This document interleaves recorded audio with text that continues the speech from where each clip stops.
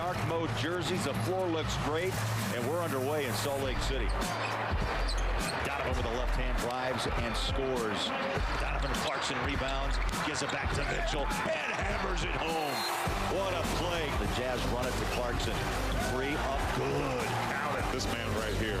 I call him the hardest working man in show business, Royce O'Neal. Look at the ball movement. The blender is on high gear. From Bogey, 3, 4, back around the clock. Down low. Nice catch and a bucket by Gobert. On a thread-the-needle pass. The latest victim during the Utah Jazz hot streak is the Miami Heat. The Jazz 18th win in their last 19 games. 16 of those wins have been by double digits. Saturday night's win over the Heat by 18. Donovan led the way with 26 points. Now, what a night he had. We begin rewinding the win over the Heat with his sensational sizzle. A great pass from Jordan Clarkson off a rebound. Going to set up the ferocious throwdown. And my favorite part of the dunk was not the dunk itself. Watch his emotion after the dunk. I don't think it was directed towards anyone in particular, but oh, the intensity. I gotta love it. Well, the Jazz got off to a slow start. They only shot 39% in the first quarter, 1 of 12 three-pointers, but then in the third, they got smoking. Donovan scored the first 8 points of the quarter, and the Jazz began with a 16-0 run, and suddenly, Utah's 5-point lead blew up to a 21-point lead, an offensive explosion combined with dominant defense that the Heat could not survive. They came out, they were very physical, they punched us in the face, but we didn't overreact to our shots not falling. We kept playing defense, we kept grinding, and we kept attacking them. One reason why that third quarter was so successful, Sam mentioned it, was because of the job done on defense, led by Rudy Gobert. Anyone even trying to score at the rim was met with resistance. The Heat were 5 of 20 from the field.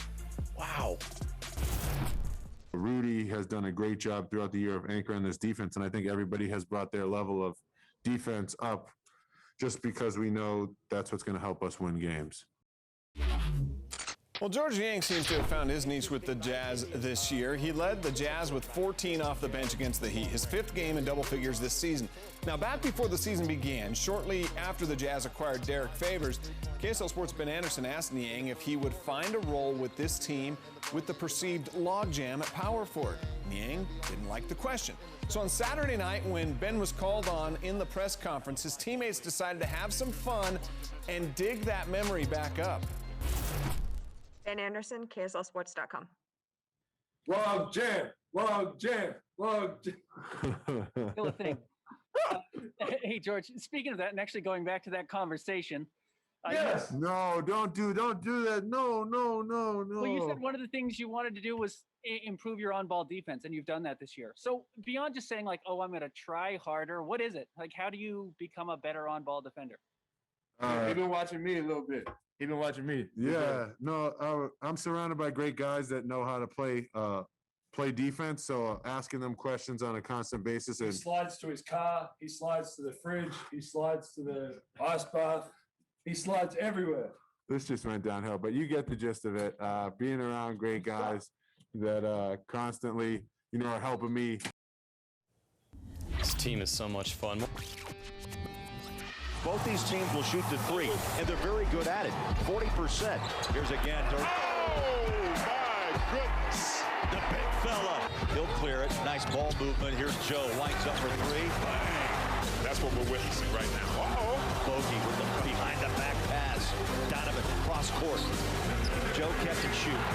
That is spectacular. And we're both just looking at each other, shaking our heads. What an incredible series of passes. I'll be honest, after the Jazz beat the Bucks in Milwaukee early in the season, I thought the Jazz were going to be in for a battle Friday night. The Bucks, I thought they'd want to avenge that loss and make a statement. Instead, the Jazz left no doubt against one of the best teams in the league. Another double-digit victory over a team that's been perceived by many of the NBA pundits to be title contenders. When you beat the best, you start to gain their respect as well. And that certainly was the case with the Bucks on Friday. Milwaukee took note of how well the Jazz defended, how well they shared the ball, and Giannis even mentioned how he noticed how much fun the Jazz are having on the court. What the Jazz are doing in his eyes is simply amazing. Yes, they've established themselves as one of the best, if not the best teams in the league, to date. They will play the game against the best team in the West. They've been playing amazing. They won with this game 17 out of their last 18. They're playing good. They're moving the ball. They're making threes. They're finding the rollers. They're keeping it simple. They're going to the foul line.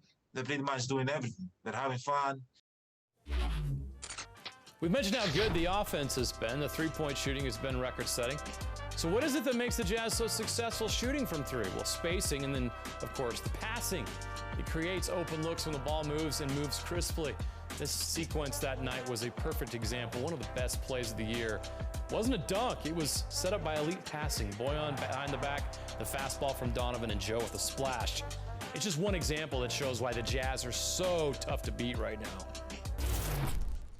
I mean, he makes that kind of one-handed, I don't know what you guys call it in baseball, whatever super cool pass it was, he makes that a lot. He did it to Boyan a couple of times. He's thrown him across court. So I'm glad I got through, and I'm glad I got to shoot it. He knocked down 5 threes. Here's again. The big fella teaming up with Joe Ingles.